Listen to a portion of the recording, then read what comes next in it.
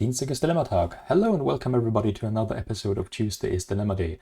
A new virtual set has been released recently called Paradise Lost, and it focuses once more on the classic films period, focusing especially on the Cyborg and Khan sub-affiliations. So we are going to send our heroes once more into the breach. We have Admiral Kirk, Captain Spock, Dr. McCoy, Dr. Chapel, people you might know from the motion pictures expansion by Decipher. Now we have some additions from the new Paradise Lost set. There's a new version of Commander Uhura, a new version of Commander Kyle. We have non-aligned versions of Chekhov and Scotty, and there is also Colonel West. Now these guys have made their way from the outpost across the Mutara Nebula, and they are going to try and attempt to evade a Borg vessel. We attempt with all our guys, slide out the bottom seat card, have a look, and it is authorized access only. To get past requires 3 personnel with acquisition. No chance we have that with our fat guys here.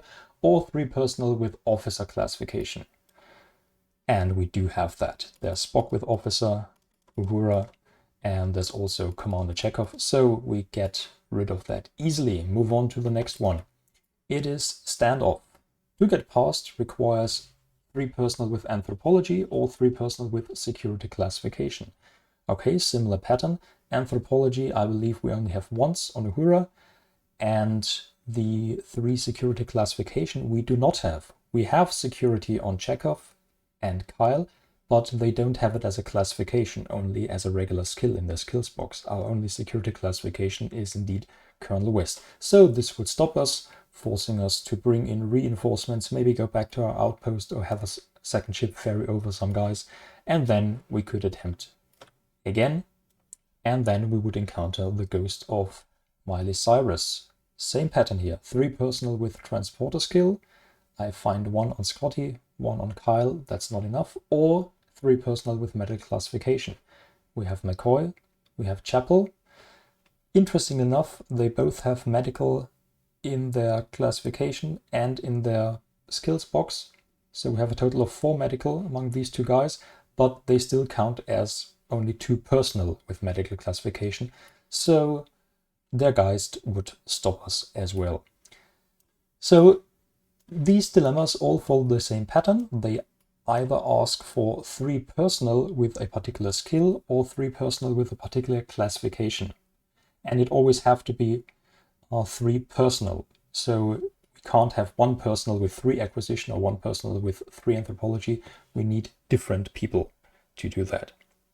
So this is a stack of dilemma that is not necessarily a combo. We don't set up a huge kill or ship destruction or anything, but mainly a bunch of dilemmas with different requirements that are all kind of difficult in themselves.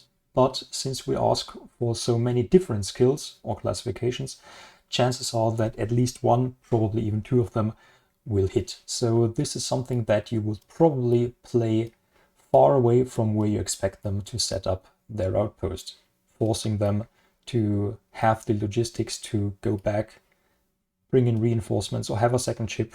Maybe you can battle them along the way or something like that. So it's probably most efficient if you have that far away from their outpost. And if we look at these cards closely, we also notice they have something else in common. There is a little icon to the left of the title bar here. If you can't see it, maybe this helps. So this is indeed Khan Noonien Singh when he is just about to reveal himself, taking off his visor there. And what this icon does is it comes with specific rules. It's not a card you find on Decipher printed cards. It's something that was introduced in the virtual era. It's the so-called Botany Bay icon after the SS Sporton Bay, on which Khan and his people were sent off to SETI Alpha. And it's one of the few icons that comes with built-in rules. What it does is it is a deterrent to dilemma peeking. There are some mechanics in the game that allow you to gain intelligence, look at a dilemma under a mission without actually attempting the mission. For example, you see that we have a Nor here, so chances are that this Nor has a science lab aboard. So we could dock there with our VIP, have a science personnel walk over to the science lab, look at the bottom seat card, find out it's not something that will blow up our ship, so we can prepare accordingly. And there are of course other cards that let you do that as well. We have scan and full planet scan from the very first set.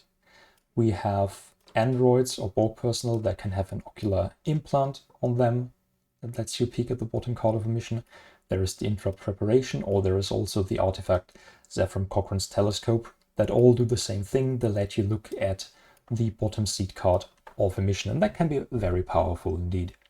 So to do something about it, this icon has been introduced. So what are the rules? If you encounter that kind of dilemma during a regular mission attempt, the dilemma just works normally. The icon has no effect whatsoever. It only comes into play when you get greedy and you want to find out what is under that mission without actually attempting it. And if you do that, for example, by spying with the ocular implants, then this dilemma is placed on the mission. And what it does then is it says, if a player examines a dilemma with the Botany Bay icon at any time other than during a mission or scouting attempt, place it on the mission where it was seated. Okay. That player may not attempt or scout this mission until another mission has been completed by either player or scouted, of course. Then reseed the dilemma at that mission. So kind of like Edu-probe if you choose to stop at it. Once it's on the mission, we have to wait until we ourselves or our opponent has completed or scouted a different mission, successfully of course, and then we can come back and work on that dilemma normally. And then if we get greedy again and peek at another one of these dilemmas with means like scanning them or using the telescope, then again it will lock us out.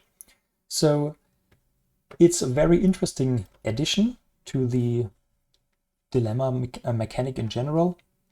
It does something about a very powerful effect without being something that locks you out completely. You can of course be greedy and try and get as much information as you can, but if you just play normally and attempt normally, this icon won't affect you. So it's I find it a very nice addition to the game. Of course, it comes at the cost of learning specific rules that come with an icon that you might not have seen before. So let me know in the comments if there's anything that you want to tell the world about this mechanic. Have you used it before? Is there a favorite among these 3 and 3 dilemmas that you have? And as always, if you enjoy this show at all, please let me know in